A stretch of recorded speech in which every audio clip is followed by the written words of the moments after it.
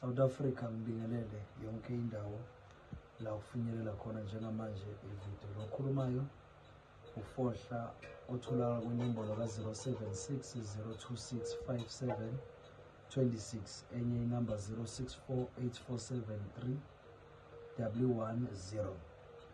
Kunendaba engifisa sikhulume ngayo nesimo esibaluleke kakhulu empilweni esidingakalayo njengoba kusondela isikhathi samaholidi kuyisikhathi sika-December.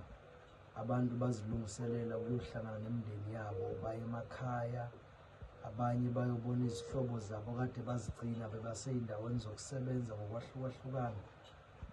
Ayikho into emqoka njengokuthi uzilungiselele, uzihlambulule wena, uzigeze, uphinde futhi uqiniswe emzimbeni ngoba la uyakhona kunabathakathi wabashiya emuva namanje abasahleli abakulindile ukuthi mawubuye bazoqhubeka nawe laba bekade bagcine khona. Uphunyukile ngonyaka ophelile ngenhlanhla ethile noma yedlozi lakho lakuhlenga lakuvikela, kuyimanje uqhamuka sowuphethe ezinye izinto ey'khomba ukuthi impilo yakho iyaqhubekela phambili. Angeke uhlale la ungazijabulisi uma ngabe uhleli nomndeni wakho, uyadinga ukujabula, ukhululeke. Khumbula ukuthi ayikho into emqokwa njengebhavu. Ufohla okhulumayo othola kwinombolo ka-076 026 5726 esigodlweni kwaMhlaba Iyalingana la ezibuya khona esigodlweni esikhulu.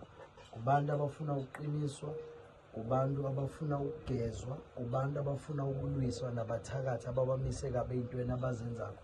Abafone njengamanje enombolweni bahlele isikhathi sabo, bafike ekhaya sizokhona ukuthi sibe nesikhathi sibuke phansi indaba yakho, siyihlole kuqala umsuka wazo zonke izinto obhekane nazo, ebese sikwakhela futhi into ezokhona ukuphakamisa noma ivule izinto zakho ozenza-ke ey'hamba nemisebenzi yokuyisebenza, amabhizinisi ngokwahlukahlukana nakho konke okunye okuyikona okukufakela isinkwa sokuphila ngaphandle komsebenzi owenzayo. Kunomuntu okumise kabi la usebenza khona, usekunesikhathi usokola ubalisa ngayo inhliziyo yakho, ufisa ngabe lo muntu uyandlula kuyena, uyakuloya, uyakuphambanisela, ukwenzela izinto ezingekho right, uyaphupha, uphupha amathoyi, uphupha udla izinyama ezosiwe, izinto ey'ngekho right, bayakufumba ngamalumbo ngezinto ezahlukahlukene. Zonke lezi zinto zidinga ukuthi zisetshenzwe, zibuyiselwe emuva kubathakathi bazo. Kunendoda ekhalayo njengamanje ihanjelwe unkosikazi,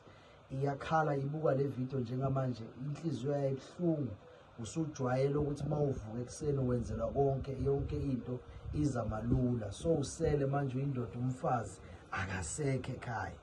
Ngifonele 064 847 3110. Sibuyise umfazi, simbophe umfazi abe yisikhonkolo, abe yinsila yalapha ekhaya, abe yinsika yakho, ube uyena owazi zonke iy'mfihlo zakho ngoba lo muntu wena umfake ngokwazi empilweni yakho nasendlini yakho, ufuna ukuphila naye ingunaphakade.